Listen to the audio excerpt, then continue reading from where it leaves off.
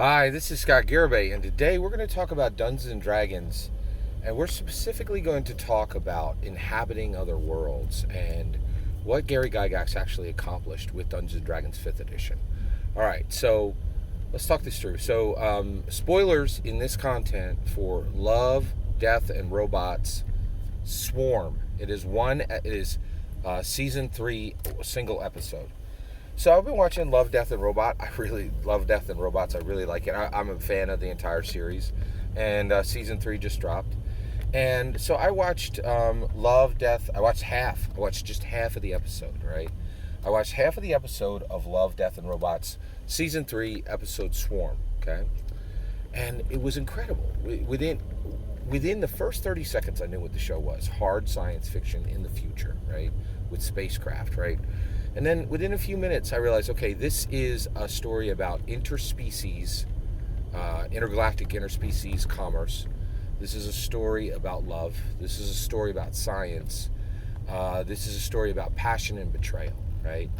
And it's all told in a world filled with aliens and space travel, right?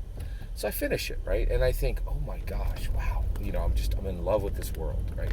And I've only seen 7 minutes of it, right? But I'm like, this world is incredible. It's intriguing, right? Now, all right, I want you to understand this, all right? Let's think this through, okay? So 2 sets of people, right? You sit down, a prime muggle and a muggle, right? Just a normal, regular person, not a D&D player, just a little more put together muggle, and then a regular muggle, right? Just regular people, regular Americans, right? And they watch what I watched, right? They watch Swarm, season 3, Love, Death, and Robots, season 3, episode Swarm.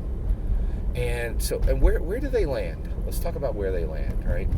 So when they're done, how do they interact with this art, right? How do they interact with this world? How do they interact with this passion that came from these artistic creators, right? Well, they could buy merch, and a lot of people do that. They're like, ooh, let me get a t-shirt, right?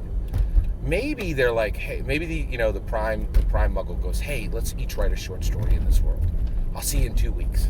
We'll each read each other's short story, right? Or maybe they're like, hey, I'm so inspired. Let's sit down, or let's go get our artistic material and let's draw these characters, right? Like, and they might make some fan art, right? That's all great, but it's all incredibly antiquated and limited, right? Gary Gygax created Dungeons and Dragons in 1974, right? He oversaw D&D 1E, right? And then he did the most progressive thing ever done in any tabletop role-playing game company ever. He made Lorraine Williams the first tabletop role-playing game female CEO and started Dungeons and Dragons on a road of progressiveness, right? And then, because Gary Gygax dedicated Dungeons and Dragons to progressiveness, right, other progressive artists and writers and designers have come in, and they've carried his legacy forward in every single edition.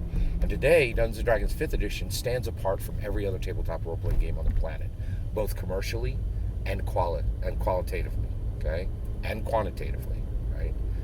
And so now let's take a look at Dungeons and Dragons 5th edition Dungeon Master, Dungeons and Dragons 5th edition Dungeon Master, and any American who can read. This is divorced from class. This is divorced from wealth, right, on the player side. They get done watching Love, Death, and Robots, season 3, episode Swarm, right? And the Dungeon Master says, were you interested in that world? And the player says, I want to live in that world. That is so, it's so incredible, and there's so much adventure there, and there's so much, the organic insect species, juxtaposed against the bovine species, juxtaposed about the humans in the middle of them trying to get what they want for their species. I'm so fascinated by this world. And in Dungeons & Dragons 5th edition, Dungeon Master could say, all right, within 30 minutes, you will be making decisions within that world. And he could sit that person down, they could build the character in 15 minutes, and in 15 minutes of play, that player, right, having never seen Dungeons & Dragons before, can make decisions with a character, with any character they saw in the show, or any character they created in the world and can inhabit that world. That is fundamentally different than has ever been achieved with any art form in the history of humanity, right? Dungeons and Dragons 5th edition allows inhabiting any world within 30 minutes. And there is no art form on the planet that can do this.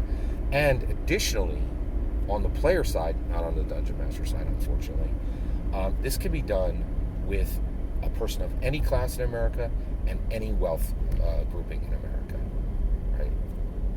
right? And across every gender, every race, every orientation, immediately. It's unprecedented.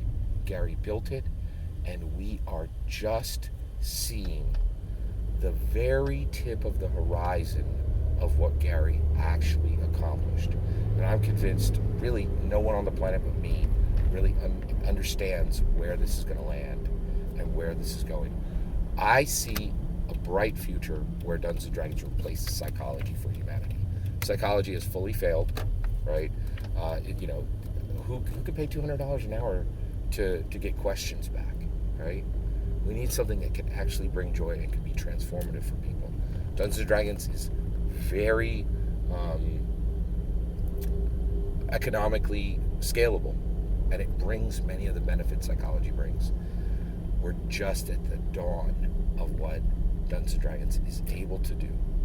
That's my opinion. What's your opinion? I'd love to hear your thoughts. Let me know in the comments below. Please consider liking and subscribing, and have a wonderful millennium.